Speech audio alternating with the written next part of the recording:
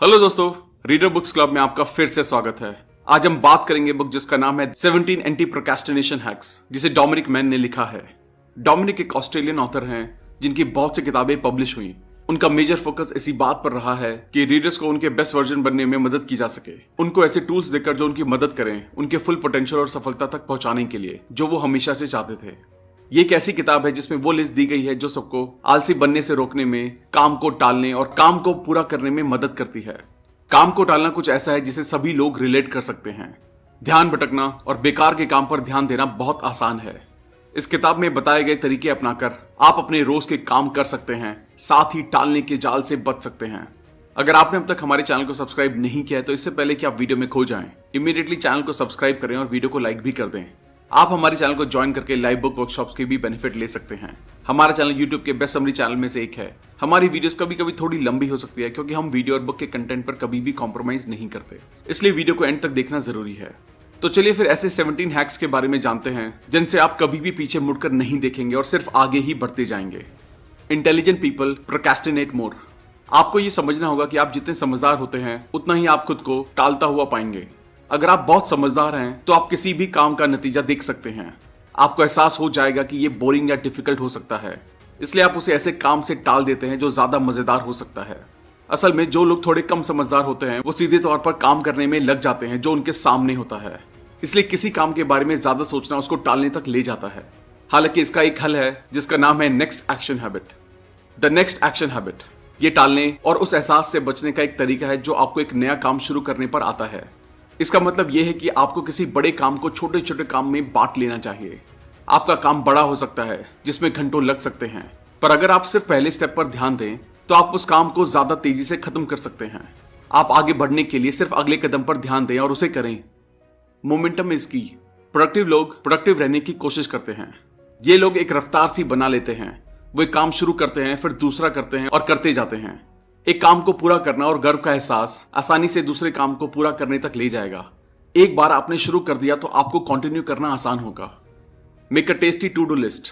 अपनी to do list को मजेदार छोटे कामों से भर लें जिनको जल्दी से किया जा सके, जिसका मतलब है आप एक के बाद दूसरे को करके रफ्तार पकड़ सकें। ध्यान रहे, लिस्ट में सभी कामों का नेक्स्ट एक्शन होना चाहिए। एग्जाम्पल के लिए, नए टायर्स को लेना लिस्ट में ना डालें, उसकी जगह लिखें टायर की दुकान पर प्राइजेस के लिए कॉल करना। इसके बाद नए टायर्स को बुक करना लिखें। अपना ध्यान इस पर लगाएं कि मैं अगला कौन सा कदम उठा सकता हूं, अगला एक्शन क्या होगा, फिर इसको करें। 2 मिनट्स रूल। ये रूल बहुत मददगार है।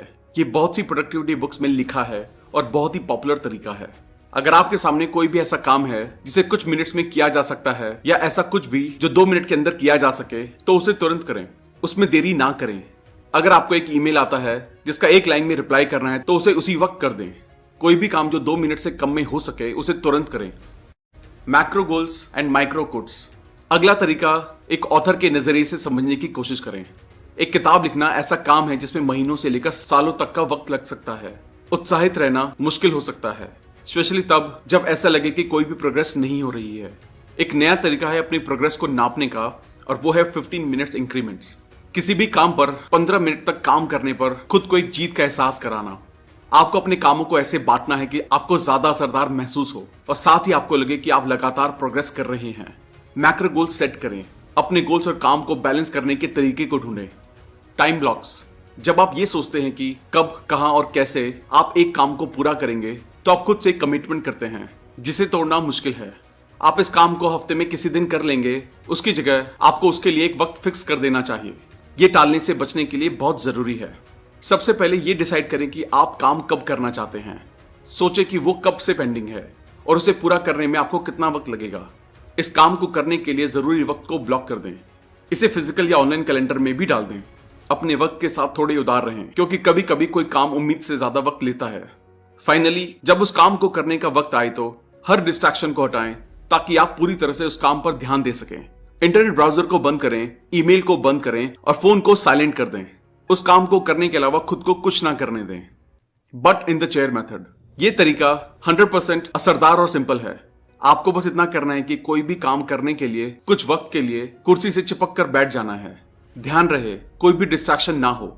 फोन साइलेंट करके बस काम करें। Airplane days. ये बात कितनी आम है कि लोग फ्लाइट्स, खासकर बिजनेस फ्लाइट्स में बेहद प्रोडक्टिव महसूस करते हैं। लोग सवाल पूछते हैं कि ऐसा क्यों है, जिसका सीधा सा जवाब है कि वहां कोई भी डिस्ट्रैक्शन नहीं होती है, ना ही वाईफाई, टेक्स्ट, कॉल्स, मीटिंग्स, सिर्फ आप और आपका काम। उतना प्रोडक्टिव फील करने के लिए अपनी अगली फ्लाइट का इंतजार करने की जरूरत नहीं है। आपका जब मन हो तब आप वैसा माहौल बना सकते हैं। ऑफिस से और बाकी सभी रुकावटों से एक दिन की छुट्टी लें। सभी डिवाइसेस को एयरप्लेन मोड पर डाल दें। आज आपसे कोई भी कांटेक्ट नहीं कर पाएगा और आप अपने काम पर पूरी तरह से ध्यान देंगे। नोट करें, यह आपको पूरे दिन के लिए करने की जरूरत नहीं है। आप ये टेक्निक कुछ घंटों के लिए यहां वहां करके भी इस्तेमाल कर सकते हैं। इसका फायदा यह है कि बिना असलियत में फ्लाइट पकड़े आप इसे जब चाहे कर सकते हैं। Distraction to do list. ऐसा कितनी बार होता है जब आपको अपने काम के बीच में से कुछ करने का मन होता है, कुछ ऐसा जो आपके काम से जुड़ा नहीं है, कुछ ऐसा जो आपको भटकाता है और आपका ध्यान खींचता है। ऐसी चीज को करने की जगह एक ऐसी डिस्ट्रैक्शन टू डू लिस्ट बनाइए जिसमें वो सब आता है जो आप करना चाहते हैं। इससे आपको ये चिंता नहीं होगी कि शायद बाद में आप इसे भूल जाएंगे। जब आपका काम पूरा हो जाए तब आप अपनी डिस्ट्रैक्शन टू डू लिस्ट को खुलकर पूरा कर सकते हैं, बिना आपके काम को रास्ते में लाए। 10+2x5 method.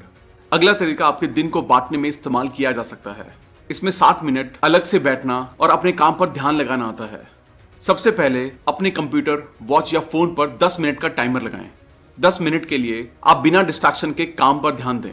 जब 10 मिनट हो जाएं, तो सिर्फ 2 मिनट लें अपने मेल्स को चेक करने, फेसबुक देखने, एक ग्लास पानी पीने या कुछ स्ट्रेचेस करने के लिए। जैसे ही 2 मिनट हो जाएं, तुरंत अगले 10 मिनट के लिए काम पर बैठ जाएं।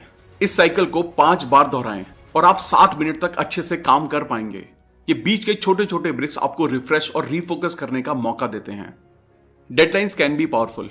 आप लोगों को याद होगा जब आप स्कूल या यूनिवर्सिटी में थे और पूरा असाइनमेंट एक ही रात में करते थे, हालांकि आपको उसके लिए पूरे 3 हफ्ते का टाइम मिलता था। आपको लगेगा ये कैसे मुमकिन है। यहां जो असली राज है वो है डेडलाइंस। या तो आपके हाथ में असाइनमेंट होगा या फिर आप फेल होंगे, और कोई भी स्टूडेंट फेल नहीं होना चाहता, तो वो नामुमकिन को भी मुमकिन कर देते हैं और 3 हफ्तों का काम एक ही रात में पूरा कर देते हैं। एक बार हम इस एजुकेशन सिस्टम से निकल जाते हैं तो हम अक्सर ऐसे स्ट्रिक्ट डेडलाइंस का सामना नहीं करते हैं। आपको अपने लिए ऐसा सिस्टम बनाना चाहिए जो डेडलाइंस का दबाव डाले। Stop being a perfectionist. Analysis paralysis एक साइंटिफिक टर्म है जो परफेक्शनिस्ट होने के लिए इस्तेमाल की जाती है, और ये काम टालने के कारणों में सबसे ऊपर है। सब कुछ हर वक्त परफेक्ट चाहना बहुत आसान है, पर असल में कुछ भी परफेक्ट नहीं होता है। आप नए स्किल सीख सकते हैं, विकसित होकर बढ़ सकते हैं, पर फिर भी आप कभी परफेक्ट नहीं होंगे, और ये वक्त है इस बात को मान लेने का। प्रोडक्टिविटी के तौर पर कुछ ना करना सबसे बुरा है। हमेशा कुछ ना कुछ करते रहना ही अच्छा है। आपको सिर्फ शुरू करना है। हर चीज को परफेक्ट तरीके से करने की जगह आपको सिर्फ करने पर ध्यान देना चाहिए। एक बार आप अपना माइंडसेट शिफ्ट कर लें तो आप देखेंगे कि आप बहुत कुछ कर पा रहे हैं। Can you procrastinate productively? आप 100% टाइम प्रोडक्टिव नहीं हो सकते हैं, ये नामुमकिन है। हमारे इतने एफर्ट के बाद भी टालना एक ऐसी चीज है जिसे बचा नहीं जा सकता है। हम इसे पूरी तरह नहीं खत्म कर सकते हैं। हम अपने टालने को कम करने की पूरी कोशिश कर सकते हैं। एक और चीज जो आप कर सकते हैं कि टालें मगर प्रोडक्टिव तरीके से। ये सुनने में अजीब लगता है पर ये काम करता है। मान लीजिए आप किसी बड़े काम को घंटों से कर रहे हैं और आप अपना ध्यान नहीं लगा पा रहे हैं और आपको लग रहा है कि आप इसे टालने वाले हैं, तो काम को पूरी तरह से टालने की जगह अपना ध्यान वहां से हटाकर थोड़े आसान सिंपल काम पर लगाएं जिसमें बहुत ज्यादा दिमाग की ताकत ना लगे। चाहे आप एक फोन कॉल अटेंड करें, कुछ मेल्स पढ़ें या सिर्फ अपने डेस्क साफ करें, इस तरीके से आप कुछ ना कुछ प्रोडक्टिव ही कर रहे होंगे। विजुअलाइजेशन ऐसी चीज है जो हम सब करते हैं। हमें कैसी सफलता चाहिए उसके बारे में हम दिन में सपने देखते हैं, और कई बार फेलियर के भी। हालांकि बहुत ज्यादा विजुअलाइजेशन का रिजल्ट प्रोडक्टिविटी से ज्यादा टालना हो सकता है। खासकर आप अपने दिमाग को यह भरोसा दिला सकते हैं कि आप विजुअलाइजेशन से गोल्स को अचीव कर लिया है, पर यह आपको काम के लिए कम मोटिवेट करता है। तो आप इससे कैसे लड़ेंगे? सबसे पहले आपको सिर्फ सक्सेस को विजुअलाइज करना बंद करना है। मतलब सिर्फ आखिरी गोल को विजुअलाइज नहीं करें, बल्कि अपना ध्यान उन स्टेप्स को भी विजुअलाइज करने पर लगाएं जो आपको रिजल्ट्स तक पहुंचाएंगे। Can't versus don't. हमें अपनी खुद की इमेज और खुद को देखने के तरीके पर बहुत काम करने की जरूरत है। कितनी दफा आप खुद को ये कहते पाते हैं कि आप ये नहीं कर सकते हैं, या आप इसे इस वक्त पर नहीं कर पाएंगे, या आप कोई भी काम इसलिए पूरा नहीं कर सकते हैं क्योंकि वो बहुत मुश्किल है।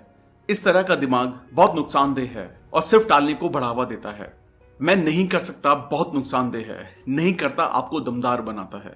एक सेंटेंस को सोचें, मैं शराब नहीं पी सकता हूं के मुकाबले मैं शराब नहीं पीता हूं। नहीं करता हूं दिखाता है कि आप किसी काम को ना करने का सोचा समझा फैसला लेते हैं। नहीं कर सकता हूं दिखाता है कि आप वो काम करने के लायक नहीं है, जैसा कि अक्सर नहीं होता है। खुद को या दूसरों को ये बोलना कि आप नहीं कर सकते हैं, ये दिखाता है कि आप वो काम करना चाहते हैं पर आप मना कर रहे हैं। आउटसोर्सिंग ये टालने का एक अजीब सॉल्यूशन है। सच ये है कि ये असल में सॉल्यूशन है ही नहीं। ये अपना काम का बोझ दूसरों पर डालना है ताकि आप दूसरे काम कर सकें। तो ये बहुत अच्छा सॉल्यूशन नहीं है, पर कम से कम काम तो हो रहा है। आउटसोर्सिंग रोज के कामों के लिए सही है जो दोहराए जाते हैं और सिंपल हैं। हो सकता है आप इन कामों में थक चुके होंगे और इनको ना करना चाहें, तो इन्हें किसी और को सौंपना काम करने का एक असरदार तरीका हो सकता है। तो दोस्तों, नेक्स्ट एक्शन हैबिट्स को याद रखें। किसी भी प्रोजेक्ट को एक साथ ना देखें, सिर्फ अगले छोटे स्टेप पर ध्यान दें। रफ्तार जरूरी है। एक बार आप अपना काम शुरू कर दें तो कंटिन्यू करना आसान है, तो बस शुरू करें। एक यूजफुल टू डू लिस्ट बनाएं जिसमें आप सिर्फ नेक्स्ट एक्शंस लिखें। इससे आप जल्दी आगे बढ़ पाएंगे। 2 मिनट रूल को अपनाएं। अगर किसी काम में 2 मिनट से कम वक्त लगे तो उसे तुरंत करें। टाइम ब्लॉकिंग का इस्तेमाल करें और अपने डेस्क पर बैठकर काम करने के लिए वक्त निकालें। अपने डिवाइसेस को एयरप्लेन मोड पर डालें या उनको स्विच ऑफ करें ताकि आपको पूरे ध्यान से काम करने का वक्त मिले। 10+2x5 मेथड बहुत ही अच्छा तरीका है अपने दिन को बांटने का। 10 मिनट की मेहनत करें, 2 मिनट का ब्रेक लें और फिर से काम शुरू कर दें। डेडलाइंस को एक मोटिवेटर की तरह इस्तेमाल करें, चाहे कोई और उन्हें आपके लिए सेट करे या आप खुद ही। दोहराने वाले और बोरिंग कामों के लिए आउटसोर्सिंग पर विचार करें। थैंक यू दोस्तों। आई होप ये वीडियो आपको पसंद आई होगी। आई होप आप इन 17 हैक्स को अपनी लाइफ में इंप्लीमेंट कर पाएंगे और आप जिन चीजों को रोजाना लाइफ में टालते हैं उनसे बच पाएंगे। अगर आपने अब तक हमारे चैनल को सब्सक्राइब नहीं किया है तो इमीडिएटली चैनल को सब्सक्राइब करें और वीडियो को लाइक और कमेंट भी कर दें। इससे हमारा मोटिवेशन कंसिस्टेंटली बढ़ता है। आप हमारे चैनल को ज्वाइन करके लाइव बुक वर्कशॉप्स की भी बेनिफिट ले सकते हैं। आप हमें हमारे इंस्टाग्राम, फेसबुक और टेलीग्राम पर भी फॉलो करें। अगर आप हमसे कोलैबोरेशन या प्रमोशन में हेल्प लेना चाहते हैं तो हमें ईमेल करें। अगर आपको लगता है ये वीडियो दूसरे लोगों को भी लाइफ में हेल्प कर सकती है तो सबके साथ इसे शेयर भी करें। जल्दी मिलेंगे और भी बेहतर वीडियो के साथ। Thank you so much.